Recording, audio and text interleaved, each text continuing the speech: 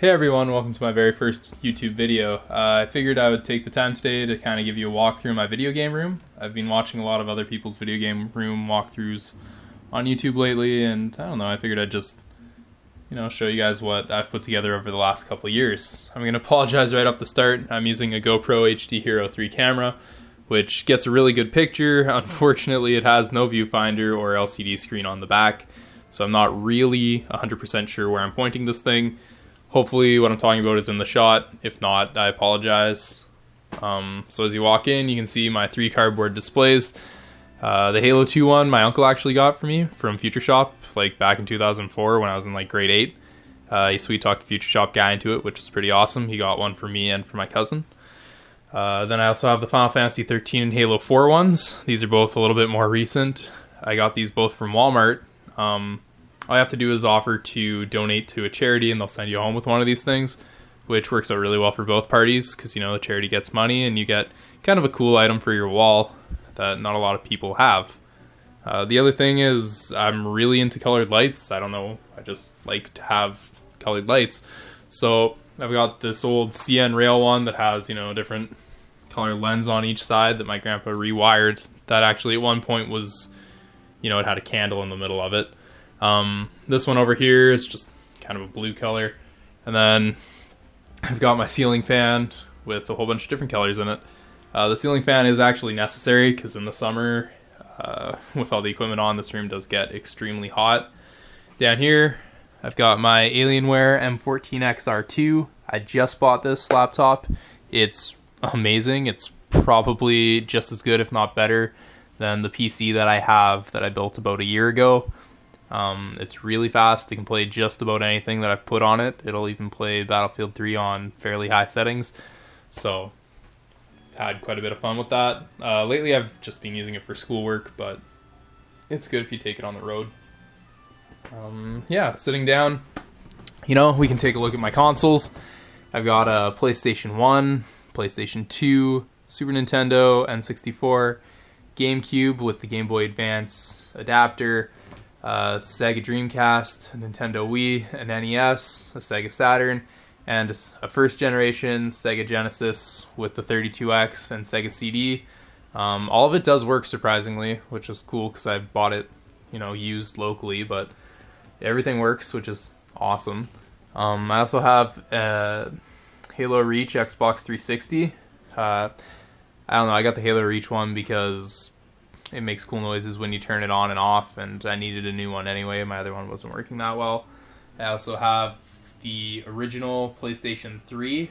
That's the first run 60GB model, so it has full backwards compatibility, so I can play any of my games on there, which is really cool. Yeah, so if you haven't noticed already, both these TVs are playing the same thing. That's because anything that uses standard RCA jacks in this setup is set up to play on both TVs. The only exception being the original PlayStation, because I actually had to hook that up with coax because I didn't have any more room on my splitter. That one can only be played on the left TV here. And my Nintendo Wii, because it uses full component and because of how the motion sensor is set up, I figured it would just be easier to set it up on that TV over there. So yeah, in terms of how everything's set up, it's all pretty much run through a series of switches down here. So I've got 2 sets there. The one on the bottom is for HDMI, so I can put, a combination of the PlayStation and the Xbox on either of these TVs or on both at the same time, as well with the Nintendo, the Sega Saturn, the Super Nintendo, the Genesis, the N64, the Dreamcast, the GameCube, and the PS2. And that's just kind of cool because if I have people over and, we want to play different games or whatever, it is actually possible for us to do that. And at the same time, if you're watching a movie with someone and you just feel like watching it on 2 screens, you can do that too, because, why not? I also have a surround sound system set up. It's alright. It's pretty good. I got a hand-me-down from my parents, so, you can't complain about that. It's fairly loud, but if it's just me watching TV or movies or whatever, I generally just stick to my headset, which is an Astro A50. That's another item that I've just kind of purchased recently. In the past I had Turtle Beach X41s and Turtle Beach X42s. And, you know, with regards to wireless headsets, the best pair I've ever had are these Astro A50s. You can literally hear people walking and reloading when you're playing games, which gives you a pretty distinct advantage, especially if there's no radar. So yeah, just to kind of send an example of, you know, AV2 would represent the second set of games that are on the second HDMI switch, which is kind of tucked in behind there. You probably can't really see it, but it is there. So yeah, so you just swap to HDMI 1, and then you've got your Xbox. If I switch the switch down to, you know, PS3 or to Max, it will put on TV or the PS3, and, you know, same for that TV. I can just swap in between. Down here I've just got kind of some collectible items. You know, I've got my Walking Dead Blu-ray, I've got my Retro Lancer, my Halo 3 rockets, and my Halo 3 helmet. But we're actually getting down here. Just look at all my handhelds. I'm not going to pull them out individually, but I've got a Sega Nomad, I've got a Sega Game Gear with a TV tuner, I've got a PSP, a 3DS, a DS, a Nintendo Game Boy Advance SP. I also have a green Game Boy Pocket, kind of behind all that stuff. And then in the other room, I also have a PlayStation Vita, which I'll show you when we get there. But right now I'm going to show you this little white box, which I guess if you're using wireless internet and you're on the second floor of a house and your router's in the basement, I know it doesn't apply to a lot of people, but if that applies to you, you'll notice that your signal's kind of crap, especially if you're trying to play online games where you kind of need the speed. So if you buy one of these, it's a Powerline AV utility. Basically what it does is it sends an Ethernet signal through your power line, and then you plug this into the wall, and you actually get a wired connection to whatever you plug into it. So I've plugged my Xbox into it, I've plugged my PS3 into it. If I had any online games for the Dreamcast, and if they're even still supported, I'd plug that into it. And I've also plugged my computer in my other room into it. I guess that's pretty much it for this room. Before we leave, just a final note, I've got a lot of video game art on the walls. A lot of these are just like in-game maps and stuff from older Super Nintendo games, mostly Final Fantasy, because I have a pretty big fan loyalty to that specific series. But, you know, some cool stuff. Yeah. So, walking into my bedroom, which is kind of the second room my game's set up, first thing you'll notice is the Xbox is on over here too. Yeah, I ran a 30-foot HDMI cable through the wall.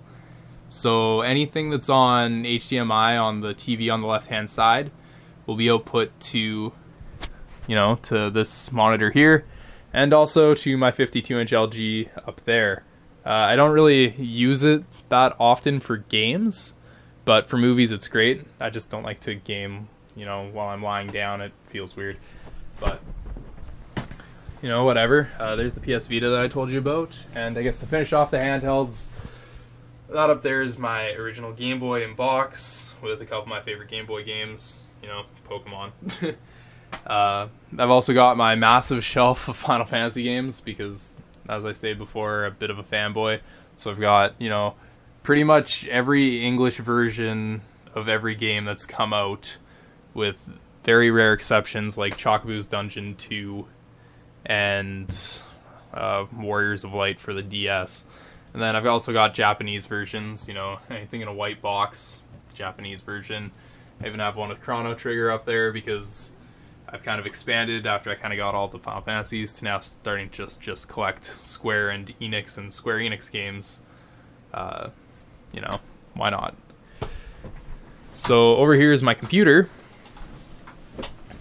As you can see right now, I have it set up on a dual monitor type thing, so I've got Facebook out, which I probably shouldn't because I don't think people would appreciate their names being on there, but we'll just black those out. Yeah, so right now I've got kind of a dual screen going on. I unplugged my camera from trying to film this before, so I had a little error bar, but whatever. I guess kind of the cool thing about this is since I have one of the newer versions of the AMD cards, it has DisplayPort on it. And the cool thing about DisplayPort is it'll support up to, you know, well, up to 6 screens. I only have the 3 set up because I just frankly don't have room for more. But yeah, so, you know, cursor moves across all 3 of them. The really cool thing to do with this is if you're playing a game like Battlefield 3 that supports Eyefinity, you can center, the game in the middle screen and then have peripheral vision on either side, which is really cool. It gives you a bit of an advantage, I think, and I don't know, it's just fun. Yeah, so as far as hardware for the computer goes, I've got a Cyborg MMO7. This mouse is massive, but it's also amazing. It's really customizable, which I like. The pinky rest is pretty cool. It's got lots of buttons on the side, so if you're into playing MMOs or, something where you need a lot of hotkeys, that's definitely where it's at. I've also got a Razer Specs on top of a Razer Ironclad. The Ironclad was actually eating my mouse's feet, which kind of sucked, so I put my Specs back on the top. I have had this previously, and it's just a really good mouse pad. I would actually definitely recommend the Specs, not so much the Ironclad, and for $15 you can't get much of a better mouse pad. For a keyboard I use a Logitech G510. Although it's not mechanical, it does have a lot of hotkeys and a lot of customizability. I can change the color of it to pretty much any color I want, which is kind of cool. I just keep it red because I like red. I also have a G13. Yeah, I don't know. I bought that originally to play FPSs with because it has a little thumb pad joystick, but that kind of quickly got old. I like using WS80 a little bit more. Down here I've got, just my computer. As you'll notice, there's lots of lights.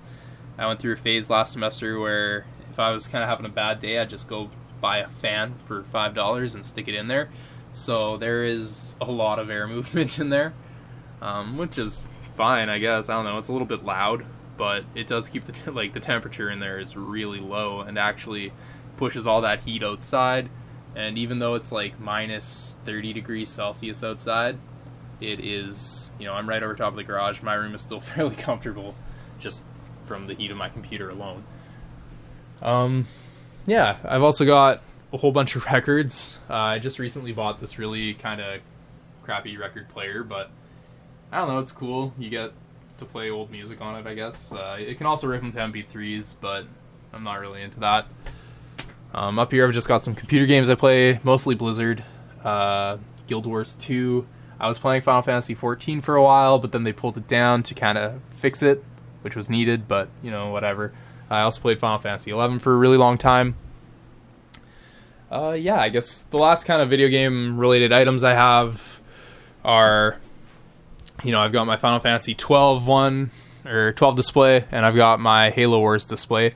Both of these came from when I was working at the Real Canadian Superstore. Basically, I worked in the photo electronics department. If you wanted something, you just put your name on the back, and when they were about ready to throw it in the garbage, you just took it home instead. Which is really cool, because, these are both franchises that I have really strong feelings for. So, I've also got my Walking Dead comics. I'm not all the way through them. I'm on the 6th book, but, that's pretty far along. I'm quite a bit of ways ahead of the TV show. The comics are really good, but so is the TV show, so I can't really say which is better. As far as reading, I don't know, I don't really feel like moving all this stuff, but, mostly video game material, aside from the Game of Thrones books, which if you haven't read or started watching the TV show at least, come on, get your act together, they're amazing. Yeah, I don't know, I guess that pretty much ends the walkthrough of my video game setup. I guess the thing that I tried to prioritize was having it really accessible, as long as you know how it works. If there are people over and I'm not, they have no idea how to get anything on. But, as long as you know how it all works, it's really nice because you can play pretty much any game from anywhere, which is nice. Yeah, I don't know. So yeah, that's pretty much it. Leave me some comments, anything that you would improve, aside from my horrible, camera handling abilities. Like I said, no viewfinder, no LCD screen, no idea where I'm pointing it. And my, kind of dry personality. This is the first video I've ever posted online, so I don't know, if I do more, hopefully it gets better.